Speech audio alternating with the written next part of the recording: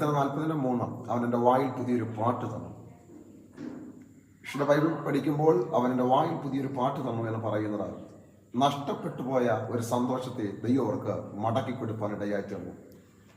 ദൈവം അവരുടെ വായിൽ പുതിയൊരു പാട്ട് കൊടുത്തു എന്ന വാക്കിന് മറ്റൊരർത്ഥം എന്ന് പറയുന്നത് അവരുടെ നഷ്ടപ്പെട്ട സന്തോഷത്തെ ദൈവം തിരിച്ചു കൊടുക്കാനിടയായി തീർന്നു.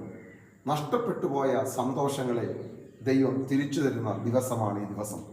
ഒട്ടനവധി സന്തോഷങ്ങൾ നഷ്ടപ്പെട്ടു പോയപ്പോൾ, ബന്ധങ്ങൾ നിമിത്തം സന്തോഷം നഷ്ടപ്പെട്ടു പോയവർ, ജീവിതത്തിൽ സന്തോഷം നഷ്ടപ്പെട്ടു പോയവർ, യാത്രകളിൽ സന്തോഷം നഷ്ടപ്പെട്ടു പോയവർ, കൂടെ ഉണ്ടായിരുന്ന സുഹൃത്ത് കൈവിടപ്പെട്ടതിൻ്റെ പേരിൽ സന്തോഷം നഷ്ടപ്പെട്ടു പോയവർ, വളരെ ആഗ്രഹത്തോട് തുടങ്ങിയ ബിസിനസ്സിൽ സന്തോഷം നഷ്ടപ്പെട്ടു പോയവർ, എല്ലാം നഷ്ടപ്പെട്ടു പോയവർക്ക് ദൈവം തിരിച്ചു തരുന്ന സമയമാണ് ഈ സമയം എന്ന് പറയുന്നത്. അതുകൊണ്ട് തന്നെ ബൈബിൾ പറയുന്നു, നിന്റെ വായിൽ ഞാൻ പുതിയ പാട്ട് തരും. അർത്ഥം, എന്തൊക്കെ പഴയത് നഷ്ടപ്പെട്ടു പോയാലും പുതിയത് തന്ന് ദൈവം ആ സിറ്റുവേഷനെ മറികടക്കുവാൻ ദൈവം സഹായിക്കാൻ ഇടയായിത്തീരും.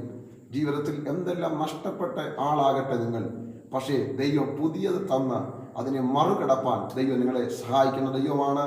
മറന്നു പോകരുത്. നഷ്ടപ്പെട്ടിടത്തെല്ലാം പുതിയത് തന്ന്, നഷ്ടപ്പെട്ട തലമുറയാകാം, ജീവിതത്തിൽ ഇതുവരെയും പ്രതീക്ഷകൾ അറ്റുപോയ ജീവിതമാകാം, സാമ്പത്തിക വഴികളാകാം, ജീവിതത്തിൽ അഭിമുഖീകരിക്കപ്പെടുന്ന ബന്ധങ്ങളാകാം, ജീവിതത്തിന്റെ സിറ്റുവേഷനായ സാഹചര്യങ്ങളാകാം, നല്ല കുടുംബ പശ്ചാത്തലങ്ങളാകാം, എല്ലാം നഷ്ടപ്പെട്ട, ഒരു ഭാവിയില്ലെന്ന് പറഞ്ഞിരിക്കുന്നവർ, ഒരു എഡ്യൂക്കേഷൻ ഇല്ലെന്ന് പറഞ്ഞിരിക്കുന്നവർ, എനിക്ക് തുടർന്ന് എക്സാം വിജയിക്കാൻ കഴിയില്ലെന്ന് പറയുന്നവർ, നിങ്ങളുടെ എല്ലാവരോടുമായി ഞാൻ ആവർത്തിക്കുന്നു, നഷ്ടപ്പെട്ടു പോയിടത്ത് ദൈവം നിങ്ങൾക്ക് പുതിയതൊന്ന് തരുവാൻ പോകുന്നു. കർത്താവ് പുതിയൊരു പാട്ട് നിങ്ങളുടെ നാവിൽ തരുവാൻ പോകുന്നു. പുതിയൊരു പ്രവൃത്തി നിങ്ങളോട് ചെയ്യുവാൻ പോകുന്നു. മറന്നു പോകരുത്. ഇത് നിങ്ങൾക്ക് വേണ്ടിയുള്ള സമയമാണ്.